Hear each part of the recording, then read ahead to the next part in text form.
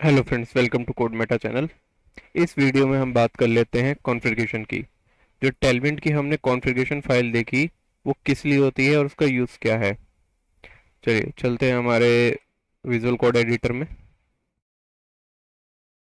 इनको फाइल्स को बंद कर देते हैं, अबाउट को और होम फाइल को। देन होम फाइल को एक बार ओपन ही रखते हैं, या ओपन कर लेंगे। रूट फाइल को बंद कर देते हैं और स्क्रीन डॉट जेएस फाइल को भी ओपन रख दे। Now Tailwind dot config dot JS जो ये फाइल है, इसका क्या यूज़ है। सबसे पहले हम बात करते हैं कंटेंट की, कि कंटेंट क्या करता है। यहाँ पे कंटेंट का यूज़ होता है कि आप जो टेलविंड जो सीएसएस है, उसको कौन कौन से फोल्डर्स में यूज़ करना चाहते हो। अगर देखो क्या लिखा मैंने यहाँ पे, डॉट एस आर सी लिखा है, तो एस आर सी के अंदर, यहाँ पे एस आर सी के अंदर जितने भी फोल्डर्स हैं, उसके ऊपर चीजें अप्लाई होंगी, यानी उसके अंदर यूज करेंगे हम। ठीक है, अभी ये मान के चलते हैं कि एसआरसी लिखा, तो एसआरसी के अंदर सी जो टेलविंड है वो यूज होगी। लेकिन जो स्टार स्टार लगाया है, इसका मतलब होता है एक फोल्डर, दो फोल्डर, तीन फोल्डर, जितने भी अंदर के फोल्डर है वो सारे फोल्डर। डबल स्टार का मतलब ये होता है। और सिंगल स्टार का मतलब होता है कि कोई सी फाइल उसकी। ठीक, इसका मतलब ये होता है, यानी उसकी कोई सी भी फाइल। अगर हम यहाँ पे सिंगल स्टार, अगर हम इसको यहाँ पे लिख देते हैं पेजेस, तो जहां पे अगर आपका बार रूट पे, एक सिंगल डॉट के बाद जहां पे अगर रूट पे पेजेस होगा एसआरसी की जगह, तो वो काम करेगा। अगर मैं यहाँ लिख दूंगा पब्लिक, तो ये पब्लिक के लिए काम करेगा। ठीक है, तो अभी तो मेरे पास क्या है, यहाँ पे एसआरसी एसआरसी रखूंगा, मैं कभी भी इसको इस तरीके से डिफाइन नहीं कर सकता। ये याद रखिएगा आप, कि कभी भी इसको इस तरीके से डिफाइन नहीं करेंगे। ये हाई लेवल होता है, इसको आप इस तरीके से कभी भी नहीं चला सकते, ये एरर दे जाएगा आपको। एक ना एक फोल्डर का तो यहाँ पे पाथ देना ही पड़ेगा ना। उसके बाद आप इस फाइलों को यूज कर सकते हैं, JS TSX जो आप चाहते हो ना। एक और चीज होती है यहाँ पे, कि क्या कर सकते हैं हम, कि यहाँ पे सेपरेटेड कोमा देकर, यानी इसको इस तरीके से लिखें, तो इस तरीके से सेपरेटेड कोमा देके हम क्या कर सकते हैं, मल्टीपल फाइल की लोकेशन भी डिफाइन कर सकते हैं। सपोज अब क्या होता है, यहाँ पे अभी ये लिखा हुआ है ना, ये TCX, और ये वाली है, इसको कॉपी कर लेते हैं, इसको यहाँ पे डाल देते हैं। इसको मैं कंपोनेंट भी लिख सकता था।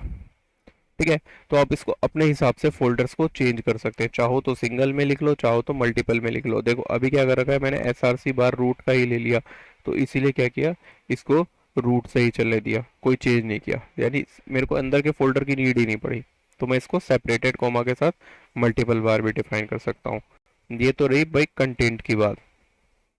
नाउ अब बात करते हैं हम, जो हमारा ये थीम फोल्डर है ये क्या करता है और एक्सटेंड क्या है यहाँ। देखो थीम फोल्डर में क्या आता है हमारे पास, कलर का यूज कर सकते हैं हम। ये इस तरीके से नहीं है, अगर कलर लिखते हैं, कलर्स लिखते हैं, ठीक है, इसका यूज कर सकते हैं हम।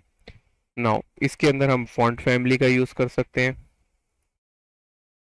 ठीक है, इसके अंदर हम एक्सटेंड का यूज कर सकते हैं। एक्सटेंड में चीजें आ जाती हैं, सपोज जैसे कि स्पेसिंग, बॉर्डर रेडियस। आप क्या कर सकते हो, अपना ये चीज डिफाइन कर सकते हो एक्सटेंड में। जैसे कि आपने सपोज क्या लिख दिया यहाँ पे, बॉर्डर रेडियस लिख दिया। ठीक है, तो बॉर्डर रेडियस में आप क्या बना सकते हो, यहाँ पे अपना खुद का डिफाइन कर सकते हो। सपोज SD का मतलब आप क्या कर सकते हो, डिफाइन कर सकते हो कि 45 px होगा, इसका मतलब ये डिफाइन कर सकते हो आप। तो यहाँ फिर REM होगा।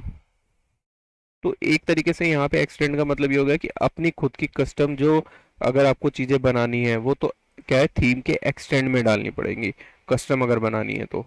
ठीक है, तो उससे उससे क्या होगा, प्रॉफिट एक, कि हम टेलविंड CSS का यूज़ करके चीज़ों को यहाँ पे ऐड कर सकते हैं, हमको खुद की CSS के अंदर कुछ लिखने की नीड नहीं पड़ेगी। ठीक, तो ये तो हो गया एक्सटेंड। फॉन्ट फैमिली में क्या कर सकते हैं हम, सपोज हमने क्या दिया, एरे बना दिया, उसके अंदर क्या कर लेंगे हम, मल्टीपल वो दे सकते हैं, क्या कहते हैं, फॉन्ट फैमिलीज दे सकते हैं। इसको क्या करते हैं, ऐसे करते हैं, जैसे कि मैंने यहाँ पे लिख लिया, सेंस लिख दिया, ओपन सेंस ले लिया।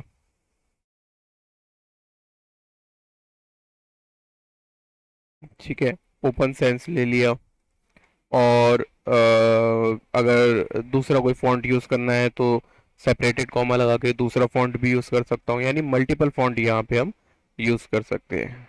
ठीक, अगर हमें हमारी जो प्रोजेक्ट है उसमें फॉन्ट्स चाहिए तो अभी हम जब प्रोजेक्ट बनाएंगे तो एक बार देख लेंगे कि उसमें कौन सा फॉन्ट हम यूज़ करते हैं, देन वो यहाँ पे आपको अप्लाई करके दिखाएंगे।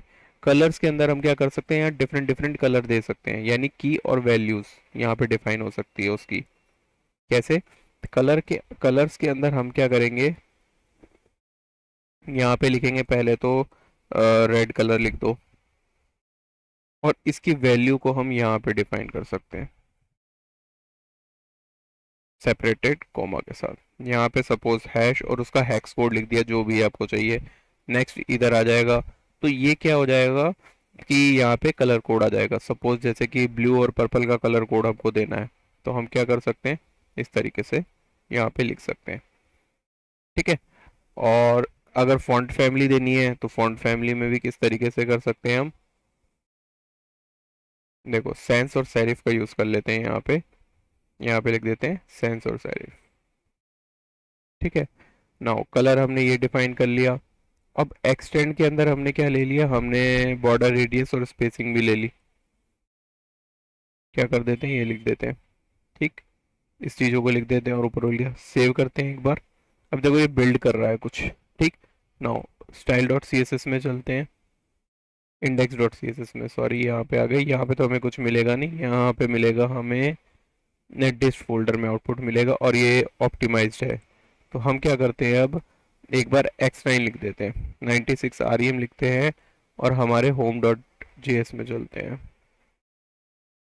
और यहाँ पे फॉन्ट का एक्सेल लिख देते हैं, 8 एक्सेल लिख देते हैं, और इसको भी 8 एक्सेल लिख देते हैं। सेव करते हैं, ये बिल्ड बनी। चलते हैं हमारे ब्राउज़र में एक बार,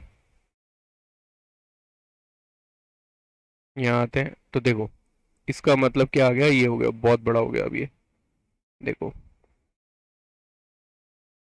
ये रहा टेक्स्ट 6 rem है यहाँ पे, और हमने डिफाइन किया था 96 rem। तो एक बार देख लेते हैं कि यहाँ पे, अच्छा 8 एक्सेल का यूज़ कर दिया ना हमने, यहाँ पे 8 एक्सेल ले लिया। तो एक बार चेंज कर देता हूँ मैं इसको, देखो इसको मैं हटा ही देता हूँ, ऐसा करता हूँ 8 एक्सेल लिखा है ना, हम क्या करते हैं इसको लिख लेते हैं और सेव करते हैं। नाउ देखते हैं कि अब क्या हुआ, यहाँ पे मैंने उसमें चेंज कर दिया, 8 एक्सेल लिख दिया जस्ट। तो अभी यहाँ पे चीज़ें नहीं आई, हमारी 8 एक्सेल बस क्लास दे दी और नहीं आई। एक बार देख लेते हैं ऐसा क्यों हुआ, क्यों नहीं आया। यहाँ पे 96 rem, देखो यहाँ पे अप्लाई हो गया, ये 96 rem आ गया। 8 एक्सेल पे क्या इशू था, यहाँ पे था टेक्स्ट डैश 8 एक्सेल लिखना था। ठीक है, तो बूट स्टेप वाला याद आ रहा था, फॉन्ट साइज लिख रहे थे हम उसे। तो क्या चेंज किया हमने यहाँ पे, दिखा देते हैं एक बार। क्या चलना है, हमें कॉन्फ़िगरेशन फाइल में चलना है टेलविंड की, ये हमारे पास होम डॉट जे एस है। होम पे चलते हैं, हमारे कॉन्फ़िगरेशन फाइल में चलते हैं। यहाँ पे देखो क्या कर दिया, फॉन्ट साइज कर दिया एक्सटेंड में। ठीक है, फॉन्ट साइज में ये कर दिया 6। अब इसको मैं कर देता हूँ 9 rem कर देता हूँ, सेव करता हूँ मैं एक बार। नाउ चलते हैं वापस से ब्राउज़र में, और ये देखो 9 rem कन्वर्ट हो गया अभी। ठीक है, यहाँ पे चेंज नहीं हुआ, इसको रिलोड कर देते ताकि फाइल में चेंज दिखने लग जाए हमें। नाउ वापस से करते हैं, तो देखो 9 rem हो गया। ठीक है, तो इस तरीके से हम जो हमारी सी एस एस है उसको कॉन्फ़िगरेशन फाइल से भी चेंज कर सकते हैं,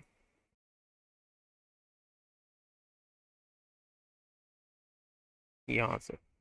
तो इस तरीके से यूज़ होती है। ठीक है, अब बात करते हैं हम हमारे प्लगइन्स की। प्लगइन क्या होते हैं, प्लगइन डिफरेंट डिफरेंट तरीके के होते हैं। ठीक है, प्लगइन की बात करें तो प्लगइन्स के अंदर हमारे पास क्या क्या चीज़ें आ सकती हैं कि अ, हम जैसे फॉर्म के लिए डिफरेंट प्लगइन बना दें, आस्पेक्ट रेशियो के लिए डिफरेंट बना दें, तो उस तरीके का यूज़ होती है चीज़ें। अब प्लगइन्स किस तरीके के हैं, एक बार देख लेते हैं। अगर हम क्या करें, साइट पे जाएं और इसके अंदर डॉक्यूमेंटेशन में जाते हैं प्लगइन्स के अंदर, तो यहाँ पे आपको डिफरेंट डिफरेंट प्लगइन्स मिल जाएंगे। ऐड यूटिलिटी का, मैच यूटिलिटी का, ऐड कंपोनेंट का, ऐड बेस। जैसे जैसे इसका यूज़ होगा वैसे वैसे हम इनके ऊपर बात करेंगे, अभी प्लगइन की बात नहीं कर रहे। ठीक है, तो बढ़ते हैं आगे।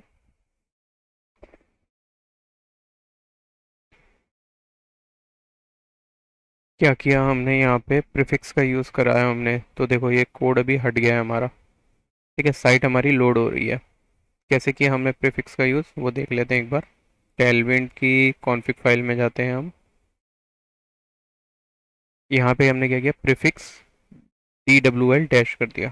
ठीक है, टी डब्ल्यू एल डैश कर दिया। और अगर हम यहाँ पे आते हैं हमारे वॉच प्रोसेस पे, तो यहाँ पे हमें कुछ वार्न कर रहा है वो। तो एक बार देख लेते हैं कि हमने क्या चेंज किया था, और हमने जो रिएक्ट ऐप है उसको दोबारा स्टार्ट करी है। तो यहाँ पे आप देखोगे कुछ आया ही नहीं। ठीक है, क्योंकि क्या आ गया, डैश डैश टी डब्ल्यू एड, टी डब्ल्यू यहाँ पे है ही नहीं। यहाँ पे कुछ इशू आ रहा है। नाउ अब क्या करते हैं, एक बार वो भी करके देख लेते हैं जो हमने चेंज किया था।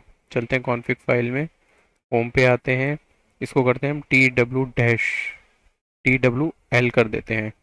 ठीक है, और सेव करते हैं इसको। नाउ चलते हैं वापस हम हमारे ब्राउज़र में। देखो ये वापस आ गया। ठीक है, अदर चीज़ें अप्लाई नहीं हुई, लेकिन क्या अप्लाई हो गया, हमारा फॉन्ट साइज अप्लाई हो गया। तो अब क्या हुआ कि हमको जितना भी इसके अंदर काम करना है उसके आगे टी डब्ल्यू एल लिखना है। तो हमें पता चल जाएगा कि यहाँ पे हमें टी डब्ल्यू एल यानी टेवलिन का यूज़ करना है, टेलविन का यूज़ करना है। ठीक है, तो टी डब्ल्यू एल से क्या हो गया, हमको सारी चीज़ें अब मिलने लग जाएंगी। नाउ अब आगे बात करें हम, तो हमारे पास क्या चीज़ आएगी नेक्स्ट, कि क्या होता है यहाँ पे हमें एक इम्पॉर्टेंट नाम की चीज़ होती है। सपोज कि हमको क्या करना हो कि यहाँ पे इम्पोर्टेंट लिखना है हमको। हम चाहते हैं कि हमारी जितनी भी टेलविन की जो सी एस एस आएगी वो सारी इम्पोर्टेंट के साथ आए। क्योंकि क्या हो रहा है कि ऑलरेडी यहाँ पे कुछ चीज़ें चल रही होती हैं, तो वो सारी चीज़ें इम्पोर्टेंट के साथ आए। रूल गलत है, इसका यूज़ कभी नहीं करना चाहिए, लेकिन अगर कहीं पे नीड हो जाए हमें, तो हमको वो किस तरीके से करेंगे, क्या करेंगे। चलते हैं कॉन्फ़िगरेशन में, टेलविन कॉन्फ़िगरेशन में आ गए। यहाँ पे आके क्या करेंगे कि सबसे ऊपर कंटेंट से पहले इंपॉर्टेंट ट्रू कर देंगे। इंपॉर्टेंट ट्रू करते ही क्या होगा, चलते हैं वापस से ब्राउज़र में, इसको रिलोड कर लेते हैं, इंस्पेक्ट करते हैं, तो देखो अपने आप इंपॉर्टेंट लगा हुआ आ गया। तो जितनी भी सी एस एस हम इससे लिखेंगे अब टेलविन के थ्रू, वो सारी इंपॉर्टेंट करके आएंगी। हमें ये चीज़ लेकिन यूज़ नहीं करनी है, ये हमेशा याद रखिएगा। इंपॉर्टेंट का यूज़ नहीं करना है, जितना पॉसिबल हो सके इसे बिना इंपॉर्टेंट के यूज़ करेंगे। अभी के लिए इसको कमेंट कर देते हैं, और इस 8 वाले को भी हम हटा देते हैं, क्योंकि 8 पे ऑलरेडी कुछ ना कुछ ऐड है। 8 वाली सी एस एस हमारी ऑलरेडी एडेड है। ठीक है, नाउ अब चलते हैं फिर से आगे। अपन को समझ आ गया कि कंटेंट क्या होता है, प्लगइन क्या होते हैं, और हमारा जो फॉन्ट फैमिली है जो एक्सटेंड होता है वो किस तरीके से यूज़ करते हैं, ट्रू इम्पोर्टेंट क्या होता है।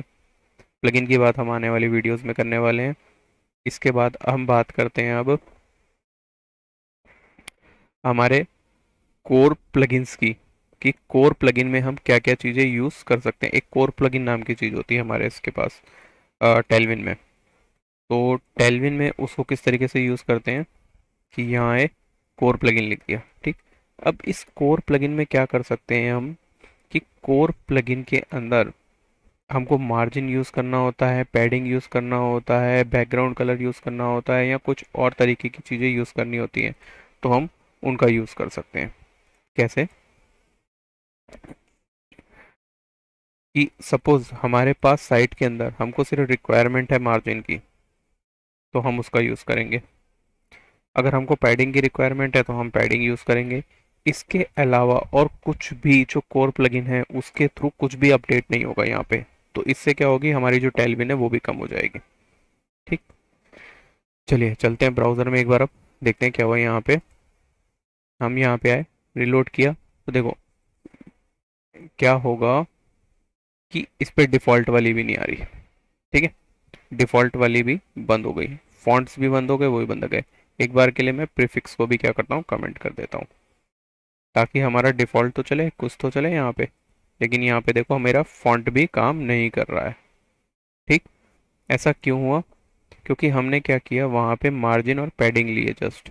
तो मार्जिन और पैडिंग कोर प्लगइन में यूज़ होगा, उसके अलावा और कुछ भी यूज़ नहीं होगा। नाउ अगर हमें ऐड करना है font size, suppose font bold को ऐड करना है, तो हमको क्या करेंगे, कॉन्फ़िगरेशन में आते हैं, यहाँ पे क्या करते हैं हम, चलते हैं थोड़ा सा नीचे, यहाँ पे हमें उसके एलियास बताए हुए होंगे, कोर प्लगइन के एलियास, ये रहे। इन चीज़ों को हम यहाँ पे यूज़ कर सकते हैं। सपोज हमको क्या करना है, फॉन्ट का यूज़ करना है कुछ, तो कहाँ है फॉन्ट बोल्ड वाला, ये रहा। फॉन्ट वेट का था, बोल्ड था। ठीक है, तो एक बार इसमें लगा देता हूँ मैं प्लगइन के अंदर इसको, आपको फ्रंट पे ही दिखेंगी चीज़ें सारी। ठीक है, तो मैं यहाँ आ जाता हूँ, देखो अब बोल्डनेस आ गई। ठीक है, तो क्या हुआ, मतलब वही चीज़ लोड हुई जो हमको लोड करवानी है, जो हमको रिक्वायर है। जो अदर चीज़ें हैं उसका यूज़ हम नहीं करेंगे। तो इससे प्रॉफिट क्या हुआ कि हमारी जो टेलविन सीएसएस है वो रिड्यूस हो जाएगी, वो कम डेटा लोड करेगी। तो कोर प्लगइन का हम यूज़ इस बेस पे कर सकते हैं। ठीक, नाउ अभी के लिए क्या करते हैं, कोर प्लगइन को कमेंट कर देते हैं, क्योंकि हमको सारी चीज़ें चाहिए। क्या करेंगे, हम एक लिस्ट में लिख लेंगे कि हमने क्या क्या यूज़ किया है, और उसको कोर प्लगइन में डालेंगे जस्ट। उसके अलावा सारी चीज़ों को हटा देंगे। देखो यहाँ पे अंडरलाइन भी आ गया अब। ठीक है, जैसे कोर प्लगइन बंद हुआ। नाउ चलते हैं अब आगे, और देखते हैं किस तरीके से हम इन सब का यूज़ करके हमारी जो टेलविन सीएसएस है उसके थ्रू हमारी साइट को बिल्ड कर सकते हैं। तो मिलते हैं नेक्स्ट वीडियो में, तब तक के लिए take care and good bye. साथ ही साथ कोड मेटा चैनल को सब्सक्राइब कर लीजिए, ताकि आने वाली वीडियो के नोटिफिकेशन आपको मिलते रहें।